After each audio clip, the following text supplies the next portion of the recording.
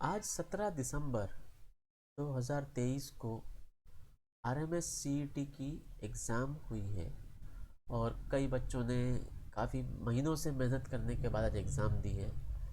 तो ये एग्ज़ाम कैसी रही इसका हम आज एनालिसिस करेंगे और इसके क्वेश्चन आंसर्स भी आपके साथ शेयर करेंगे। आज के इस वीडियो में हम मैथ सेक्शन के आंसर्स आपके साथ शेयर करेंगे जो क्लास 6 के लिए थे। ठीक है, चलिए शुरू करते हैं। तो ये था हमारा आज का एग्ज़ाम। क्लास 6 का हम सेट सी स्टडी करेंगे और उसका हम क्वेश्चंस का एनालिसिस और उसमें मैथ्स का हम सॉल्यूशंस देखेंगे। तो ये सेट सी का है। तो एनालिसिस में हम ये देखेंगे कि अलग अलग जो सेक्शंस हैं उसमें कितना डिफ़िकल्टी लेवल रहा है आज के टेस्ट में। तो इंग्लिश जो जनरली मॉडरेट होता है आज इजी था। जीके जो ट्रेडिशनली डिफ़िकल्ट रहा है आज वो भी इजी था। इंटेलिजेंस जो ज़्यादातर मॉडरेट होता है जिसमें कुछ इजी और कुछ क्वेश्चन थोड़े से ट्रिकी होते हैं, उसमें आज काफ़ी क्वेश्चंस थे जो ट्रिकी थे, बच्चों को काफ़ी तकलीफ हुई इंटेलिजेंस सेक्शन में। और मैथमेटिक्स जो ट्रेडिशनली डिफ़िकल्ट रहा है वो सरप्राइजिंगली आज मॉडरेट से इजी के बीच में था। आज काफ़ी डायरेक्ट क्वेश्चंस मिले थे। तब हम इस मैथ्स के सेक्शन में देखते हैं कि किस तरह के क्वेश्चंस आए थे। जो 50 क्वेश्चन हुए थे उसमें से कितने डायरेक्ट थे और कुछ क्वेश्चंस ऐसे हमने चुने हैं जो पहली बार इंट्रोड्यूस हुए हैं, जो एक नया टॉपिक टीचर्स को पढ़ाने के लिए आइडेंटिफाई करवाएंगे और उसके कारण थोड़ा सा डिफ़िकल्टी लेवल हुआ है, जिसके लिए हम इसको इजी और मॉडरेट के बीच में रख रहे हैं। पर ज़्यादातर क्वेश्चंस मैथ्स में डायरेक्ट करने लायक थे आज। देखते हैं आप। तो ये था पहला जो सेट है उसमें पहला क्वेश्चन जो है उसका आंसर होगा बी। दो जो बड़ी संख्या है, सबसे बड़ी संख्या 99 और जो स्मॉलेस्ट टू डिजिट नंबर है वो 10। तो 99 माइनस 10 इज 89। उसके बाद सेकंड क्वेश्चन डायरेक्ट कैलकुलेशन का था, तो उसमें हमको कैलकुलेट करना था। इसमें एक हिंट ये है कि 67 इंटू 7 लगभग 470 के आसपास, 450 के आसपास आता। क्योंकि ऑप्शंस बहुत दूर दूर दिए थे तो इसको हम जल्दी से असेस करके भी आंसर लिख सकते थे, एग्जैक्ट कैलकुलेशन की ज़रूरत इसमें नहीं थी। थर्ड क्वेश्चन ट्रेडिशनल क्वेश्चन है, कई बार आ चुका है आरएमएस सीईटी में, तो उसका आंसर डी है। उसमें 25 मार्क्स बच्चे को मिले हैं और वो 15 मार्क्स से फेल हुआ, मतलब पासिंग मार्क्स 40 हुए और उसका परसेंटेज 40 डिवाइड बाई 80 होगा तो वो 50% होगा। उसके बाद नेक्स्ट क्वेश्चन है कि ऐसे तीन नंबर्स, 3 डिजिट की नंबर बताओ जो आगे पीछे से एक जैसी हो, तो उसका आंसर होगा 101। ये डायरेक्ट क्वेश्चन था, काफ़ी इजी क्वेश्चन था, बच्चे थोड़ा सा समझेंगे तो इसमें इजीली हो जाएगा। क्वेश्चन नंबर 155 डायरेक्ट डिवीजन का क्वेश्चन है, इसमें सिर्फ डिवाइड करना था, आंसर इसका बी है। क्वेश्चन नंबर 156 इस बार थोड़ा सा समझ के करने वाला था। इसमें जो बेसिक कंसेप्ट होता है डेसिमल का वो इसमें पूछा हुआ है कि 30 प्लस 7 प्लेस वैल्यू है तो 37 रहेगा और 2 डिवाइड बाई 100 की प्लेस वैल्यू 0.02 होती है, तो उसका आंसर डी होगा। उसके बाद 0 डिवाइड बाई 0 एकदम बेसिक क्वेश्चन, स्ट्रेट आंसर 0 आएगा। क्वेश्चन नंबर 158 इसके दो ऑप्शन सही हैं, क्योंकि 8 की पावर 0 करो तो 1 होता है और 8 का एक्सपोनेंट 1 रखो तो 8 हो जाएगा। तो बी और सी इसमें दोनों हो सकते हैं। अगले क्वेश्चन पे आते हैं, क्वेश्चन नंबर 159। इसमें पेरीमीटर दिया हुआ है और एरिया निकालना है। वापस स्ट्रेट फॉरवर्ड कैलकुलेशन का क्वेश्चन है, एरिया और पेरीमीटर दोनों के फॉर्मूले पता होने चाहिए थे। क्वेश्चन नंबर 160 फिर से थोड़ा सा सोच के करने वाला था। इसका आंसर 900 है, क्योंकि 1 से लेकर 999 तक हमको 2 और 3 डिजिट, 1 डिजिट, 2 डिजिट, 3 डिजिट सारे नंबर होते हैं, तो उसमें 1 और 2 डिजिट वाले हटाने थे। तो टोटल 900 ऐसे नंबर्स होते हैं जो 3 डिजिट के होते हैं, 100 से लेकर 999 तक। उसके बाद 161 में फिर से एक स्ट्रेट फॉरवर्ड क्वेश्चन आ गया, इसका आंसर 65% आएगा। 39 60 का 65% होता है। स्क्वायर में 162 के लिए स्क्वायर के अंदर एक क्वाड्रिलेटरल के अंदर एंगल्स का सम कितना होता है, तो क्वाड्रिलेटरल का एंगल्स का सम 360 होता है। डायरेक्ट क्वेश्चन था ये भी इसका एग्जाम का टिपिकल क्वेश्चन है। हमको बॉर्ड मास लगा के आंसर लाना था, तो इसका आंसर 8.5 आएगा। सबसे पहले डिवाइड होगा, फिर मल्टीप्लाई होगा और फिर प्लस और माइनस होगा। अब आते हैं क्वेश्चन 164 पर, और आप देखेंगे कि इसको हमने रेड मार्क किया हुआ है। वो इसलिए क्योंकि इस क्वेश्चन में पूछा हुआ है कि हमको लेंथ को सेंटीमीटर्स में बताना है, लेकिन हमको कोई सा भी ऑप्शन इसमें सेंटीमीटर्स में फिट नहीं हो रहा। जो ऑप्शन इसमें फिट हो रहा है वो है ऑप्शन ए, लेकिन क्योंकि क्वेश्चन में सेंटीमीटर में पूछा हुआ है तो ये क्वेश्चन एक्चुअली रॉन्ग होना चाहिए, ये क्वेश्चन कैंसिल होना चाहिए एग्जाम में से। उसके बाद क्वेश्चन नंबर 165, सिंपलेस्ट क्वेश्चन 12 और 16 का HCF जो 4 होता है। अगला फिर एक HCF का क्वेश्चन आ गया, मतलब बैक टू बैक HCF के क्वेश्चन आए हैं जो नॉर्मली होता नहीं है। सेकंड 166 वाले का आंसर 2 है, जो ऑप्शन ए है। उसके बाद एक अच्छा क्वेश्चन आया इस बार कि किसी नंबर का सक्सेसर और प्रेडिसेसर का डिफरेंस यानी माइनस करने पर कितना होता है, तो ये किसी भी नंबर के लिए हमेशा आंसर 2 ही होगा, क्योंकि जैसे कोई सा भी नंबर है उसका एक +1 और एक -1, उनके बीच का डिफरेंस हमेशा 2 होने वाला है। और क्वेश्चन 168 बहुत ही सरल क्वेश्चन, 5 नंबर की सबसे बड़ी संख्या 99999, ऑप्शन ए। अगले सेट पे आते हैं। अगले पेज पे फिर से एक थोड़ा सा सोच कर करने वाला क्वेश्चन था। इसमें वैसे तो इस टाइप के क्वेश्चन आ चुके हैं, इसमें हमको LCM निकालना होता है। इसमें आंसर 12 और 8 का LCM जो कि 24 है वो आएगा। अगले क्वेश्चन में हमको फिर से सिंपल मल्टीप्लिकेशन करना था और कुछ भी नहीं था, इसका आंसर 1080 आएगा, ऑप्शन सी। उसके बाद हमको एक मल्टीप्लिकेशन करना था।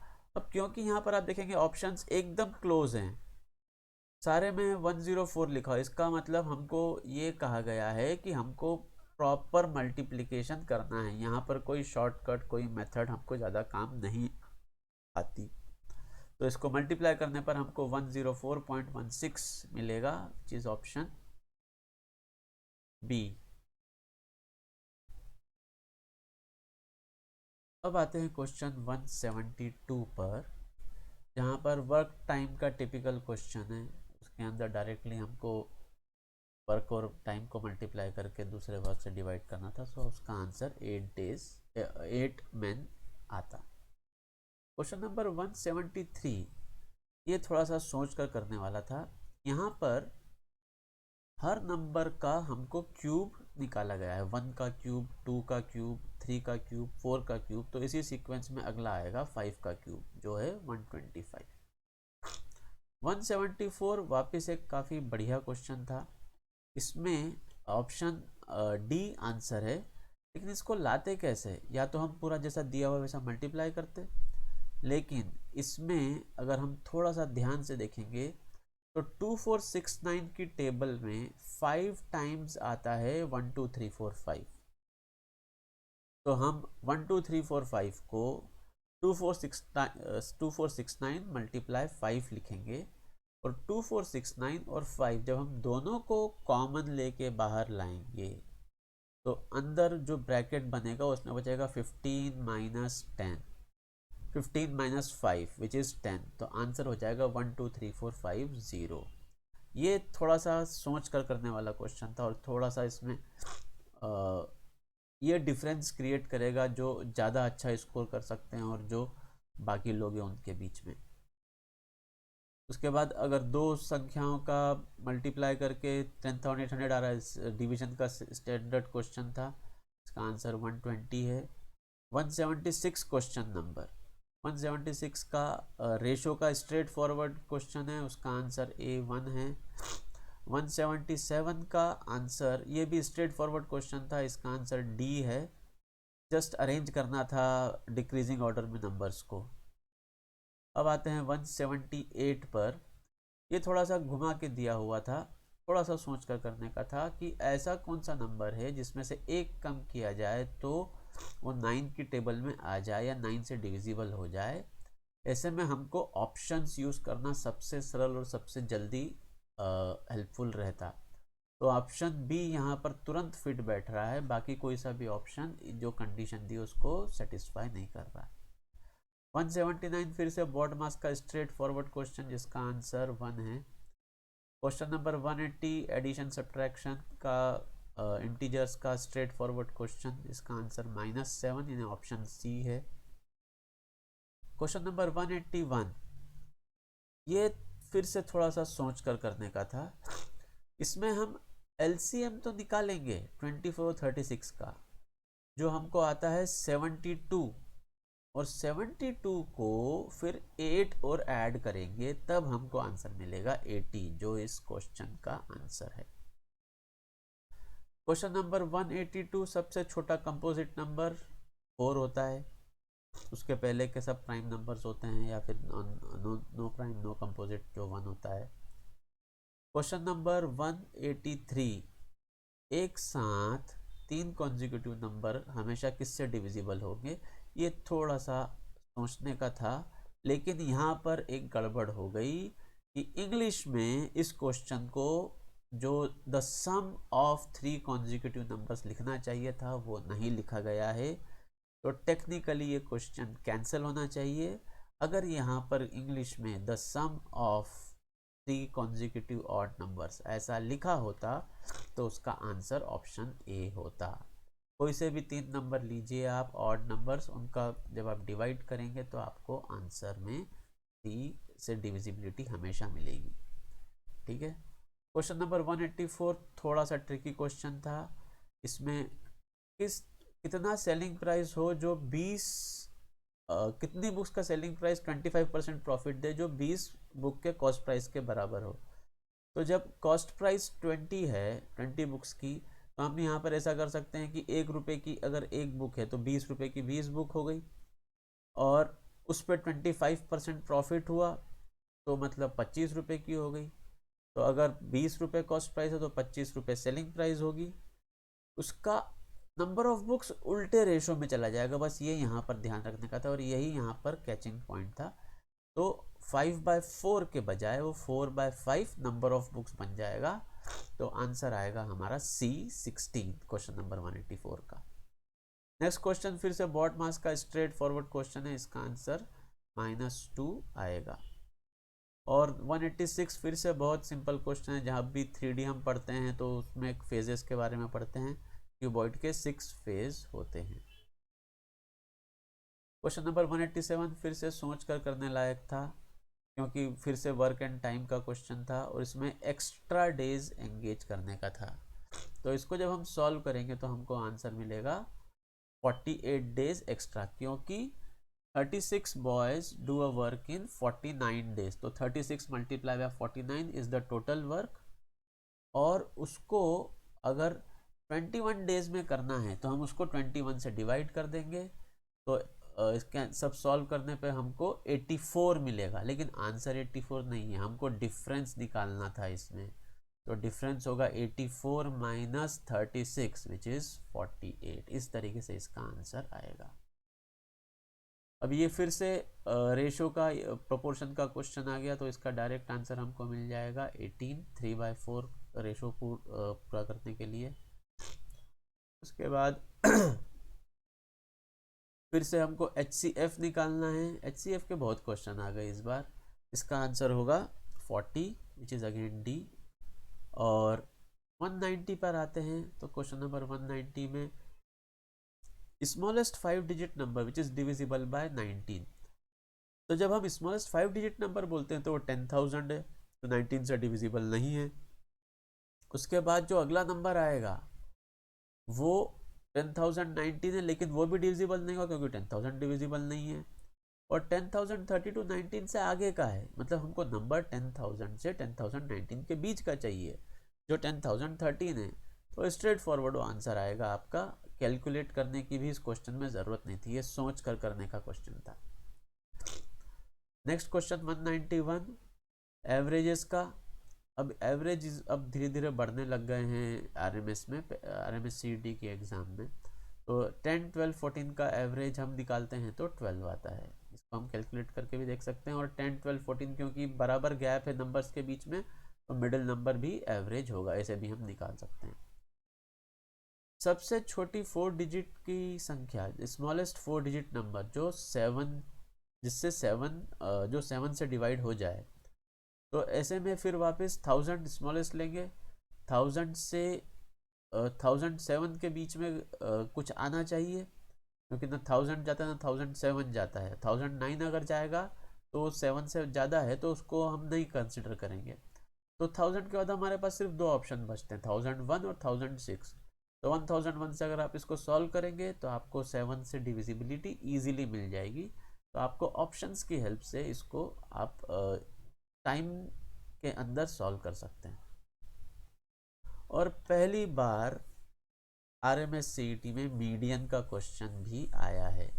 ये धीरे धीरे स्टैटिस्टिक्स की तरफ ये पैटर्न मूव होते जा रहा है। मीन के क्वेश्चन आया है, मीडियन क्वेश्चन आया है, ये एक थोड़ी नई चीज़ों को ऐड करने का सिलसिला शुरू हुआ है। तो मीडियन के लिए हम क्या करते हैं, पहले नंबर्स को अरेंज करते हैं और उसके बाद जो मिडिल वाला नंबर है उसको हम आंसर बताते हैं। तो यहाँ पर आंसर जो आएगा वो होगा number 14 which is a. Question number 194 में हमको ऐसे दो को प्राइम नंबर्स बताए हैं जिनका प्रोडक्ट 117 है। तो यहाँ पर को प्राइम की सिर्फ डेफिनेशन ही चाहिए थी कि उनका प्रोडक्ट ही उनका एलसीएम होता है, इसलिए आंसर सीधे सीधे ए आ जाएगा। और हमको फिर ऐसा नंबर बताना, फिर से एक परसेंटेज का क्वेश्चन जो स्ट्रेट फॉरवर्ड आता है। 75% ऑफ अ नंबर इज 15, तो को नंबर कौन सा होगा, तो नंबर 20 होगा। तो इस तरीके से ये आंसर हो जाएगा क्वेश्चन नंबर 195 का। 196 बहुत ही मज़ेदार क्वेश्चन था, सोच के करने वाला था। ऐसे तो डायरेक्ट सब्ट्रैक्ट करके भी आंसर आ जाता, लेकिन इसमें अगर हम दोनों में 1 प्लस कर देंगे तो एक बन जाएगा 11010, और दूसरा नंबर बन जाएगा जो 9999 है उसमें 1 प्लस कर देंगे तो 10,000। अब माइनस करना कितना ईजी हो गया, तो डायरेक्ट उसका आंसर फिर माइनस करने पे आ जाएगा 1010। 197 थोड़ा सा इंटरेस्टिंग क्वेश्चन है। 58 से 68 के बीच के प्राइम नंबर्स, तो पहले प्राइम नंबर्स अगर ध्यान हो उन सबको लिख लीजिए, उसके बाद उन सबको ऐड कर दीजिए, तो आंसर आपका आ जाएगा 187। उसके बाद 198 क्वेश्चन में थोड़ा सा घुमा के दिया था, उसमें बोला है कि LCM of numbers is 28 time of their HCF। LCM is 28 times HCF, और एक नंबर दिया है 240। तो इसमें हमको product of numbers is equal to LCM into HCF, वो वाला फॉर्मूला यूज़ करना था। यहाँ पर ये ध्यान रखना है कि HCF को निकालने के लिए हमको एक और इन्फॉर्मेशन दी है, जिसमें बताया है कि LCM और HCF का सम करने पर 1740 मिलता है। तो यहाँ पर हम HCF निकालने के लिए LCM को लिखेंगे 28 टाइम्स x और HCF को लेंगे x। तो 29x जब हम उन दोनों को ऐड करके लिखेंगे 28x plus 1x which is 29x, वो हो जाएगा 1740 के बराबर। और जब 1740 से 29 को डिवाइड करेंगे तो हमको जो नंबर आएगा वो HCF होगा, और उस HCF को जब हम LCM से मल्टीप्लाई करके लिखेंगे उसकी हेल्प से हम ये नंबर निकालेंगे। तो इसका आंसर आएगा 420। इसमें काफ़ी सारी कैलकुलेशंस थी, ये बहुत सोच समझ के करने का क्वेश्चन था। यही एक था ऐसा क्वेश्चन है जो समझे इस पेपर के सबसे डिफ़िकल्ट क्वेश्चन में से लगा। 199 क्वेश्चन नंबर, 3 नंबर्स का अगर सम 51 है तो मिडिल नंबर उसका उससे डिवाइड बाय 3 करने पे हमको मिल जाएगा विच इज़ 17। और लास्ट क्वेश्चन जो है, average of 4 numbers is 16 and average of another 4 numbers is 20। तो हमको सम ऑफ 4 नंबर्स क्या होगा, 16 4 जा 64। सम ऑफ द नेक्स्ट 4 नंबर्स 24 जा which is 80। 80 plus 64 which is 144। 144 divided by 8 which will give you the answer as 16, sorry 18 is the answer. तो 18 8 is 144. Okay, तो ये सब आंसर्स हैं। इस बार पेपर कंपैरेटिवली काफ़ी इजी रहा है और मैं आशा करता हूँ कि आप लोगों को इससे काफ़ी हेल्प मिली होगी। हम दूसरे आंसर्स भी लेकर आएंगे।